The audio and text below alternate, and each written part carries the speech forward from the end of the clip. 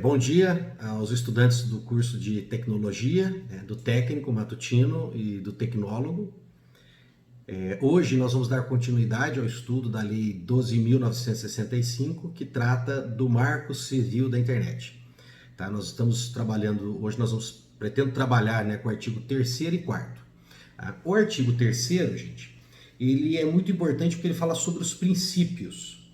Tá? É importante isso dentro de uma lei, porque quando o juiz, por exemplo, tem que julgar um caso e a lei ela tem uma lacuna, a lei não é completa, ela não trata aquilo em detalhes, o juiz vai ter que construir um julgamento, uma decisão, e é muito bom quando a lei traz os princípios, porque ele vai buscar nesses princípios a fonte para tomar essa decisão, tá bom? Então vamos lá. O inciso 1º diz que é dado, por esses princípios, garantia da liberdade de expressão, comunicação e manifestação de pensamento nos termos da Constituição Federal. Tá? A gente vai encontrar alguns críticos a esse inciso 1, dizendo que é uma desnecessidade de colocar ali uma garantia que já está na Constituição. Todavia, a minha visão não é essa. Porque quando as pessoas escrevem esse tipo de crítica, eles estão pensando no profissional da área de direito, que ele conhece o mundo jurídico, a Constituição, as demais leis, ou ele sabe que tem que pesquisá-las. E, consequentemente, parece uma repetição. Porém, a gente tem que lembrar que essas leis elas não são escritas somente para advogados. Tá? Essa história do operador do direito ser o advogado, o juiz, o promotor, é uma concepção errada. Tá? Se cria essa visão de elite que só esses sabem operar, e não é bem isso. Tá? Na verdade, toda a sociedade tem que operar o direito e interpretá-la.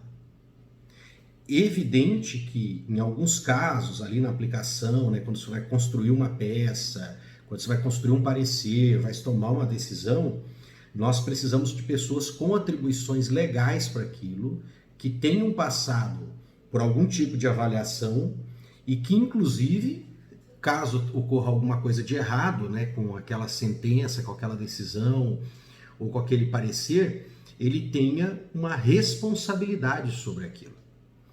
A gente pode até fazer um paralelo, por exemplo, com a medicina, Ora, estudar medicina, conhecer medicina, pesquisar medicina, não é uma atribuição exclusiva do médico.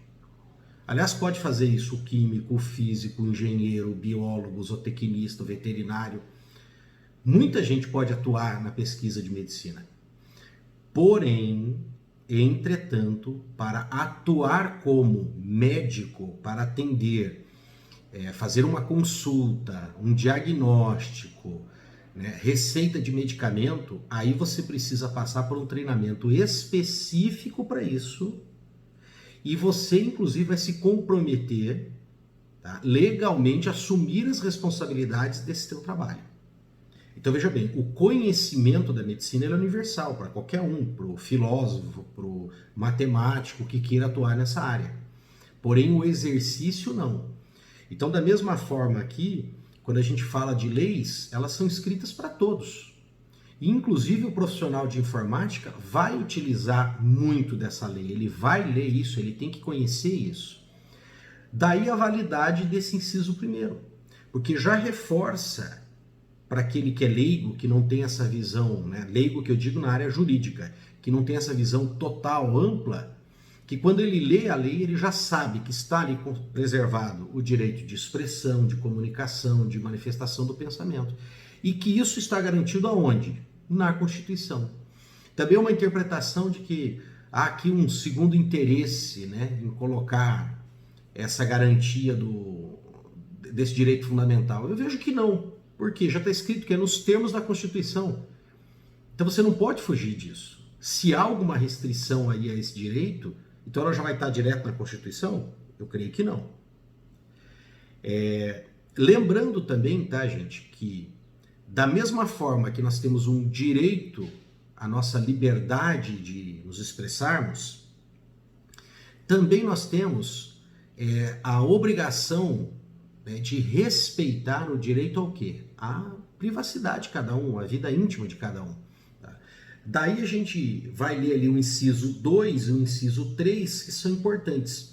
O inciso 2 fala da proteção da privacidade. Então é um princípio também do uso da internet, da exploração da internet, inclusive, né, do seu mercado, a proteção da privacidade. E que nós temos que, junto com isso, proteger os dados pessoais na forma da lei. Então vamos trabalhar um pouquinho cada um desses. Primeiro, essa questão da privacidade. O que foi acontecendo ao longo da história, quando a gente vai sair ali, pegando um recorte, evidentemente, né, a Idade Média e a Europa, e partindo ali para a modernidade. Tá? Quando nós vamos partir para essa modernidade, que nós vamos sair daquela estrutura feudal e vamos começar a formar as cidades e os meios de comunicação, livros, jornais, começam a se popularizar e a crescer, nós vamos gradativamente perdendo essa vida privada. Porque quando a gente volta na estrutura feudal, a vida era muito privada mesmo, era uma vida familiar. E o que ocorria dentro de uma família, inclusive, era guardado dentro dessa família, tanto coisas boas como muito ruins. Quando você vai para o meio urbano, e esse meio urbano começa a crescer, e os meios de comunicação também, essa vida privada começa a se desfazer. O que vai acelerar muito isso, inclusive, é o desenvolvimento artístico, o desenvolvimento da política, né, dessas personalidades que se tornam importantes no meio urbano. E aí os jornais e as revistas fazem questão, né, de divulgar a vida do artista e a vida do político, do empresário. Com o tempo, inclusive, para os próprios artistas e políticos, se torna uma necessidade essa divulgação.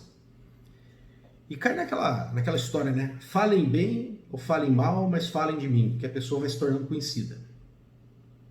E isso, gente, é uma verdade. Tá? O que vai tornar um artista mais valoroso ali, né, nos seus contratos para fazer um filme, fazer uma peça de teatro, não é exclusivamente o seu talento, mas o quanto que ele é conhecido, né, da população, da massa que vai se interessar em ver esse filme pela presença dele ali. E um político também. Só para vocês terem uma ideia, hoje, eu estava lendo hoje, olha, nós estamos ali no dia 24 de setembro de 2020, tá? 2020. Saiu uma pesquisa sobre os candidatos a prefeito na cidade de São Paulo.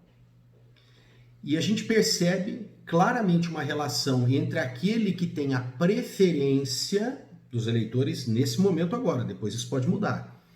Mas nesse momento, aquele que tem a preferência com a quantidade que ele é conhecido pela massa. Então isso está muito claro, quanto mais conhecido, mais popular entre as pessoas, maior a possibilidade dele receber votos.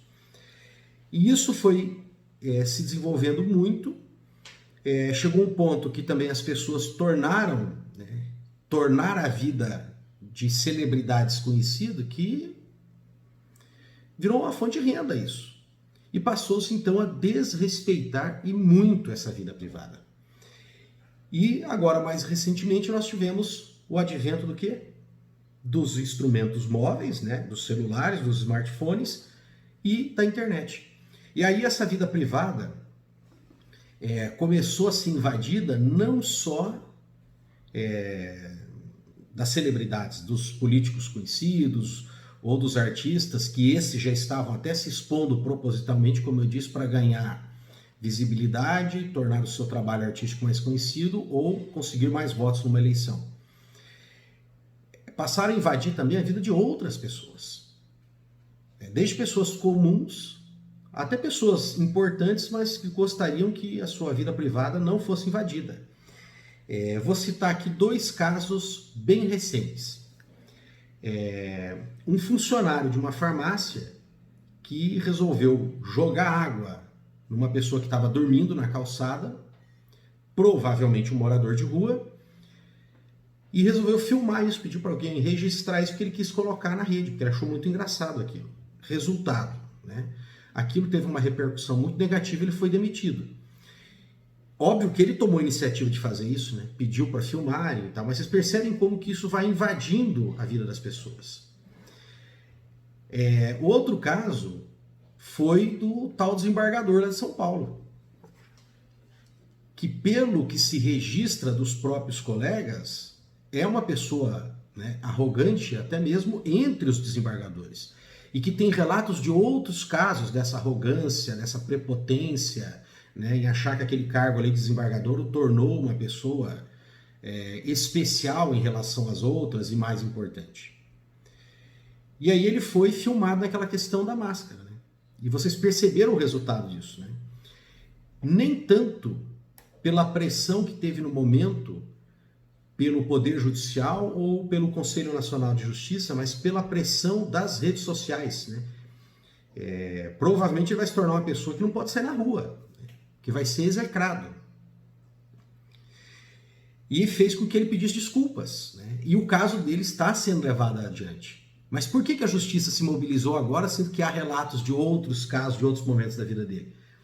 Porque a vida privada está exposta, né? Todos nós temos a nossa vida privada exposta hoje. Convém lembrar também, né, me recordo aqui falando de um juiz mais importante ainda que esse, que é o juiz Gilmar Mendes, né, que é um ministro da nossa Suprema Corte, do STF, que não no Brasil, porque aqui ele tem toda uma estrutura de proteção, mas em Portugal, um país que parece que ele tem ali uma segunda residência, né, e atividades também acadêmicas, empresariais, em que na rua ele foi literalmente perseguido por uma pessoa, né, e filmado, e teve que entrar num estabelecimento comercial para se proteger. Então, realmente, a nossa vida privada ela tem sido invadida, e em alguns casos isso é muito prejudicial. Daí, então, nós precisamos tratar disso, de proteger isso. Outro caso que eu já comentei com vocês na questão anterior é o que é liberdade de expressão. Porque nós comentamos sobre a questão dos fake news, lembra? Que na política está virando uma ferramenta isso. Você joga uma notícia, usa-se de ferramentas da internet para que isso ganhe repercussão, mas aquilo não é verdade. Agora, mesmo que a pessoa saia atrás, tá, gente, tentando corrigir aquilo, no caso da internet, principalmente quando não está em redes oficiais, porque quando você fala, por exemplo, uma coisa que é um equívoco numa Rede Globo, você pode conseguir, pela própria Rede Globo ou pela Justiça, uma retratação, e muitas daquelas pessoas que estavam ali assistindo aquela inverdade vão ver a correção. Agora, quando você fala das redes sociais, na internet, gente, cai naquela história do travesseiro de penas. Conhece essa história, né? Que é uma orientação, inclusive, se eu não me engano, de um pastor. Essa questão do travesseiro de penas, quando fala de uma fofoca, parece que um religioso comenta isso, ele fala que é como você subir no alto lá da igreja e abrir um travesseiro de penas e jogar na cidade no momento que está ventando. Como é que você vai corrigir isso? Como é que você vai procurar cada pena daquela e explicar para aquela pessoa que leu que aquilo não é verdade? Então, a internet com as redes sociais, ela se tornou muito mais perigosa nesse sentido. Então, nós precisamos, sim, estudar isso e com muita sabedoria. Tem que refletir muito, tem que conversar muito sobre esse assunto. Porque simplesmente falar que não pode, porque vai estar coibindo a liberdade de expressão, também a gente deixa essa ferramenta na mão dos mentirosos, que se utilizam disso principalmente para aqueles que não têm dignidade, que não têm moral, que não têm honra, que não se importam com que falem mentiras a respeito dele. Para pessoas sérias, empresários sérios, artistas sérios, políticos sérios, até mesmo nós, pessoas que somos da massa, aqueles que não somos figuras públicas proeminentes, nós também vamos nos perturbar com as inverdades que falam sobre nós. E como que nós vamos nos proteger disso? Todo mundo vai começar a se preocupar isso quando uma coisa que não é verdade o atinge. E aí ele vê a sua vida destroçada nas redes sociais. E ele não tem como corrigir isso pessoalmente. Então nós precisamos sim criar uma lei que tenha mecanismos de evitar ou de corrigir isso. Nós precisamos aprimorar muito isso. E não vai ser só a Lei Geral de Proteção de Dados que vai fazer isso. Nós vamos ter que criar outros sistemas ainda. A gente vai trabalhar mais nesse sentido. Com certeza os legisladores vão ser pressionados. Principalmente quando eles também são vítimas disso. Tá? Outra coisa importante, tá, pessoal? Partindo já ali para o inciso 4 é a preservação e garantia da neutralidade de rede. Eu já tinha falado alguma coisa rapidamente para vocês sobre neutralidade de rede. Essa lei 12.965 trata disso em outros momentos, aqui é colocado só como um princípio, mas o direito brasileiro, consequentemente toda a sociedade, faz já de cara uma opção pela neutralidade da rede. Neutralidade da rede é quando algum tipo de informação não pode ter prioridade. Você adquire um pacote de dados, né, e a quantidade de pacote de dados que importa, e não o tipo de dado que está sendo trafegado ali, está sendo fornecido, se é um e-mail ou se é um vídeo no YouTube. Porém, lembrando que há argumentações a favor, mas há argumentações que também são contra. A principal argumentação a favor da neutralidade da rede é que ela prioriza a democracia e também permite uma maior competição entre os que prestam serviço de provedores, né? Pela quantidade de pacote de dados que eles conseguem prover. Se você criar algum tipo de hierarquia, né, que o próprio provedor pode conseguir colocar determinada quantidade de dados para um serviço e menor quantidade para outros, um provedor, por exemplo, que tenha maior quantidade de dados, ele pode fornecer um determinado serviço, por exemplo, YouTube, filmes, né, de uma forma geral, de uma forma melhor, porque ele consegue distribuir mais dados para aquilo. E, consequentemente, ficar mais rápido esse tipo de serviço. Então, percebam que aqui, né, quando eu estou falando já da democracia, também há discordância. Alguns acham que isso torna a internet mais cara o serviço. Porque se você conseguisse criar hierarquias de serviço, você podia começar a distribuir. Olha, eu quero só esse tipo de informação. Eu quero mais os meus e-mails, então eu vou pagar menos por isso. Porque conseguiria-se criar uma hierarquia de preços também para os serviços. Se você quer um outro tipo de serviço com acesso a vídeos e tal, essas prestações de serviços de filmes mesmo, né, de séries, poderiam ter um pacote de dados diferenciado, consequentemente um preço diferenciado. Mas o Brasil optou pela neutralidade, acreditando que isso proporciona uma maior democracia. Inciso 5º. Preservação da estabilidade, segurança e funcionalidade da rede, por meio de medidas técnicas compatíveis com os padrões internacionais e pelo estímulo ao uso de boas práticas. Então vamos separar aqui em duas coisas. Primeiro, olha lá, que tem que ter, percebam, 3 coisas: estabilidade, segurança e funcionalidade. Então ela tem que ser estável, ou seja, não pode ficar oscilando a quantidade de dados que é colocado no contrato, não pode ficar oscilando. Tem que ser seguro, que eu não vou ficar perdendo dados, nem vou sofrer muitas invasões de dados, e tem que funcionar. Tem que funcionar, porque também não pode ficar o tempo todo sofrendo cortes dessa internet, tá? E como que eu vou dizer que uma coisa, tá, gente, é segura, funcional e estável? Eu preciso de uma referência. Porque oscilar, ela vai oscilar, mas quando ela está oscilando, quando que eu vou dizer que essa oscilação é uma oscilação normal, aceitável, dentro de um padrão aceitável? O quanto que eu vou dizer que ela é segura?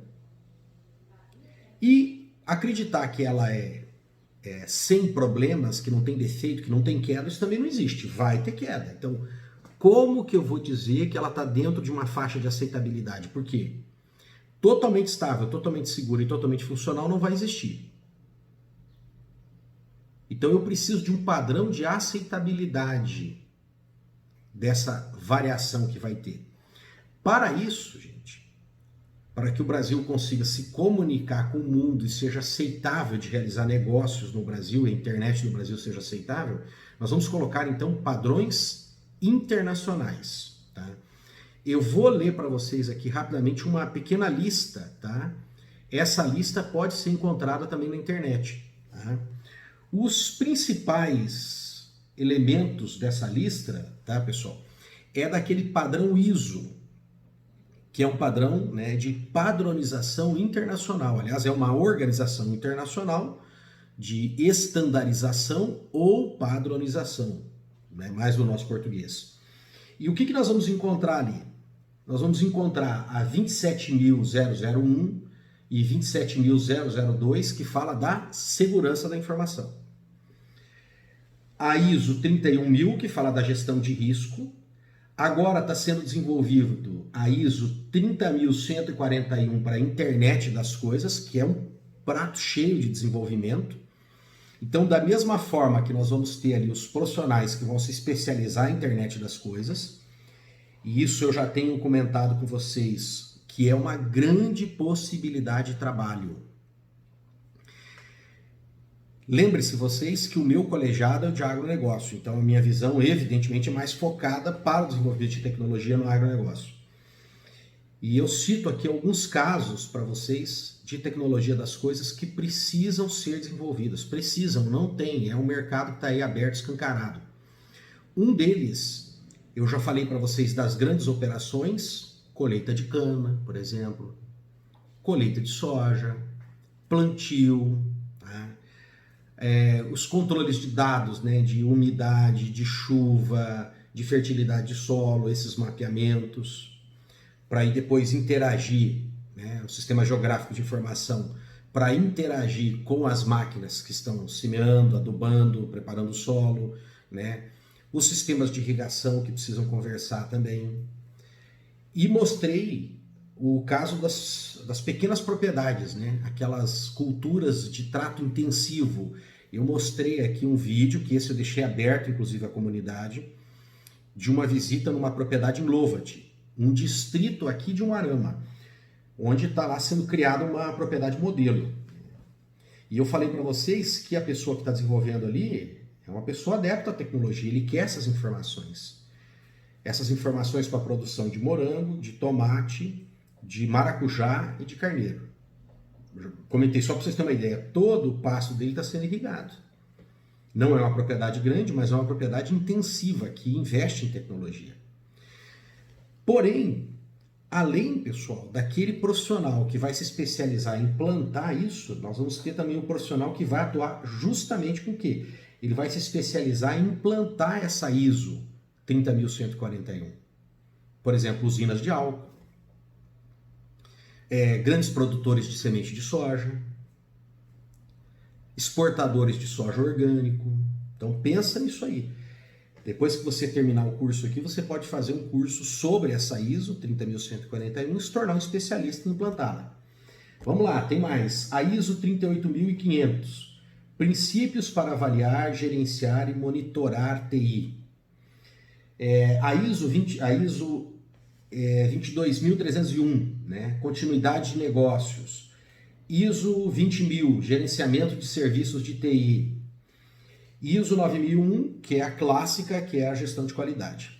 Além disso, também, no site da Universidade Federal Fluminense, onde está lá governança de TI, mas você vai escrever tudo junto, sem o cedilha, governança de TI, nós temos uma lista também para a administração pública federal. Muito interessante essa lista, tá?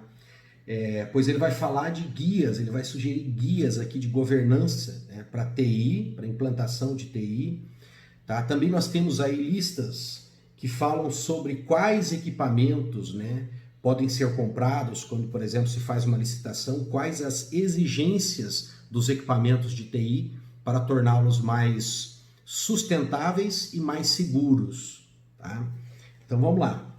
Visto quais são esses documentos, a gente pode voltar aqui e voltar a falar desse inciso 5 que eu falei para vocês, que é da estabilidade, da segurança, da funcionabilidade, e ele fala que vai seguir essas normas internacionais, que são do grupo ISO, que eu li aqui para vocês, e de boas práticas. Essas boas práticas são justamente essas normas que são editadas, principalmente pelo governo federal.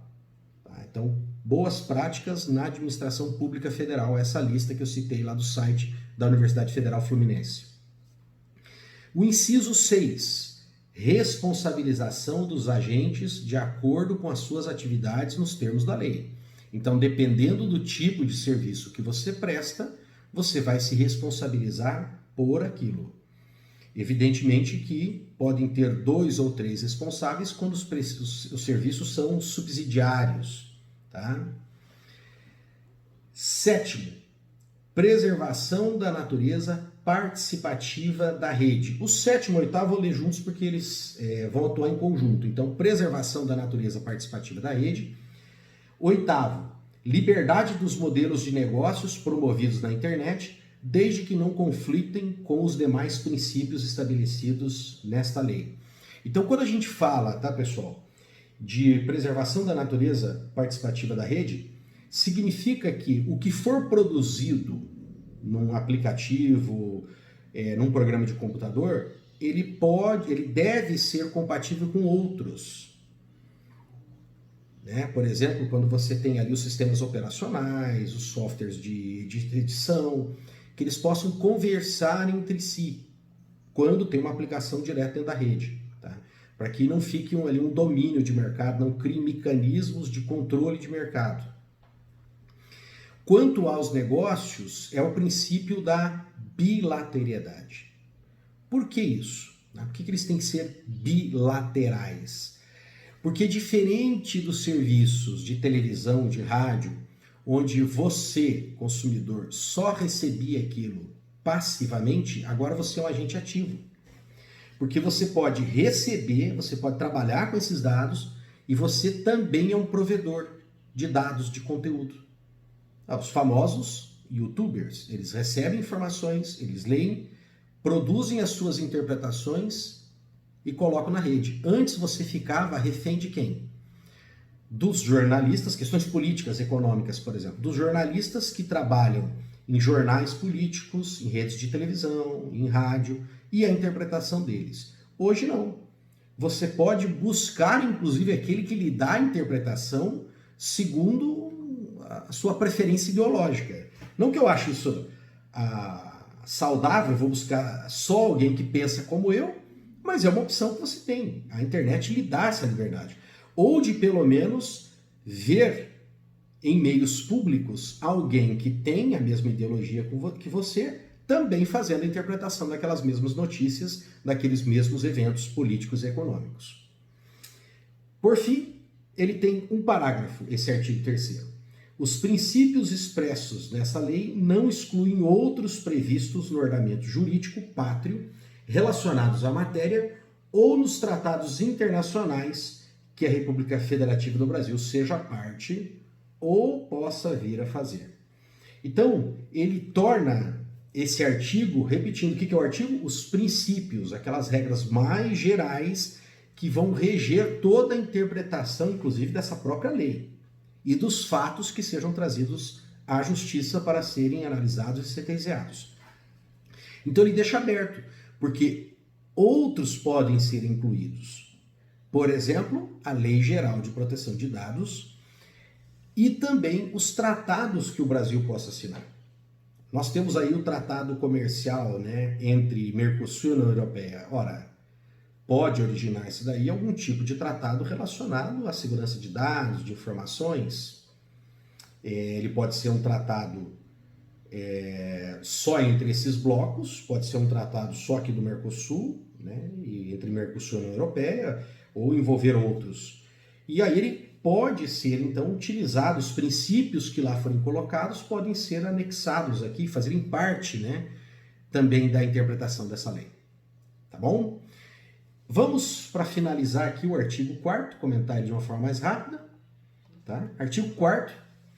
A disciplina do uso da internet no Brasil tem por objetivo promover o quê? Então você vai disciplinar alguma coisa, você vai colocar regras naquilo, você vai de alguma forma restringir liberdades, colocar regras, princípios de funcionamento para o quê? Inciso 1º.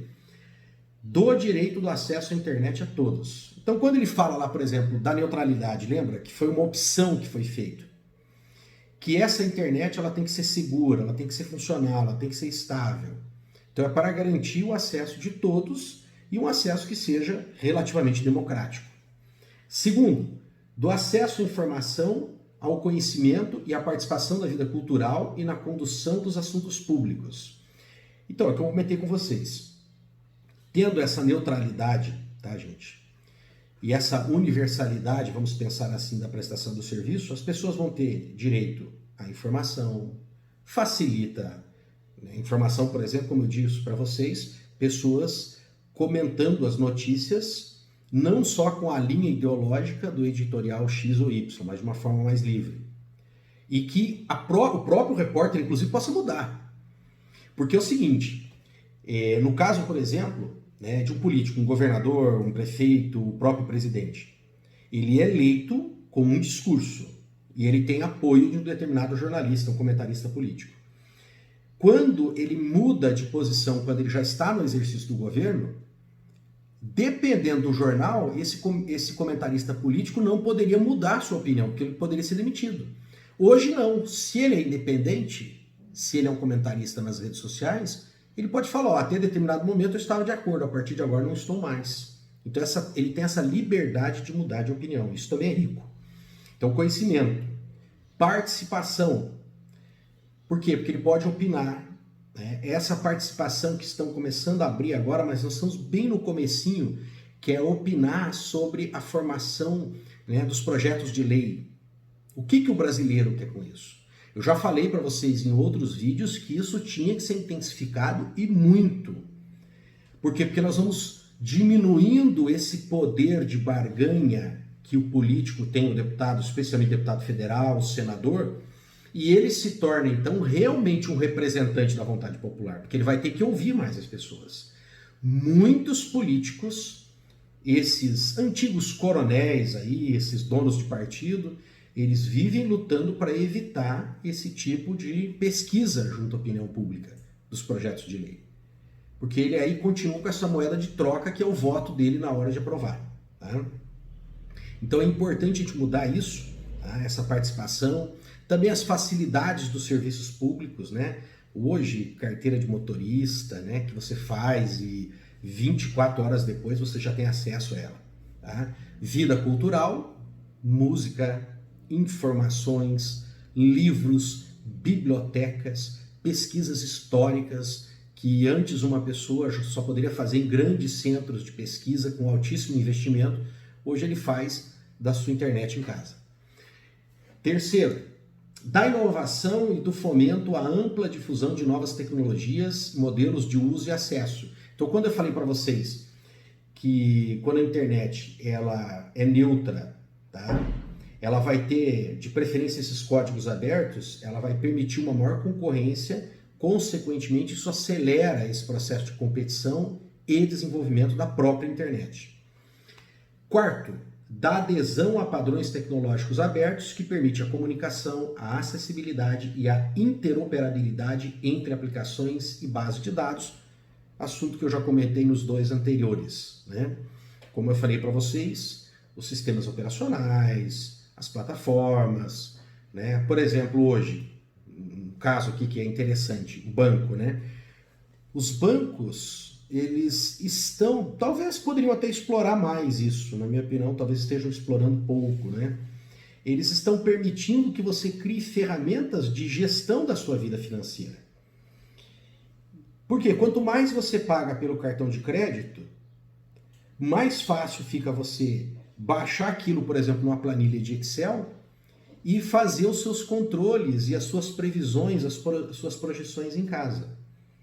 Então, quanto mais liberdade você dá, né, para interagir com aqueles dados que você está gerando, e você está permitindo que a pessoa possa, inclusive, produzir serviços para ela mesma em casa, né, utilizando o Excel, como eu citei esse caso dos bancos, mais atrativo esse serviço se torna a empresa como um todo. Então, um banco que facilita a gestão financeira, e é uma coisa que a gente tem muita dificuldade. Talvez os mais jovens aí não, mas o pessoal do ADS, que já tem família, tem que tomar conta, né, das suas contas em casa, sabe dessa dificuldade. E os mais jovens aí podem consultar os pais em casa, como é difícil controlar as contas, gente. É bem complicado. Então, quando você já tem um serviço que facilita isso, você pagar no cartão de débito ou de crédito e depois facilmente conseguir isso numa planilha para você poder trabalhar esses dados em casa, esse banco se torna mais atrativo. E também vida pública, né? Quanto mais fácil se torna você acessar um IPTU, seus impostos, né? Inclusive o pagamento disso se torna mais rápido. Essas negociações que são mais rápidas também. Porque não é bom nem para o contribuinte ficar ali atrasando aquela dificuldade até ir numa prefeitura, e não é bom também para o poder público municipal não receber um IPTU. Então, quanto mais você facilita esse acesso, mais rápidas são as negociações. Essa pessoa torna aquele bem imóvel mais fácil de ser negociado e tal, não corre risco de perdê-lo, que ele acaba negociando, e mais fácil também para o poder público ter esse dinheiro nos seus cofres. Tudo bem? Muito obrigado e até a próxima.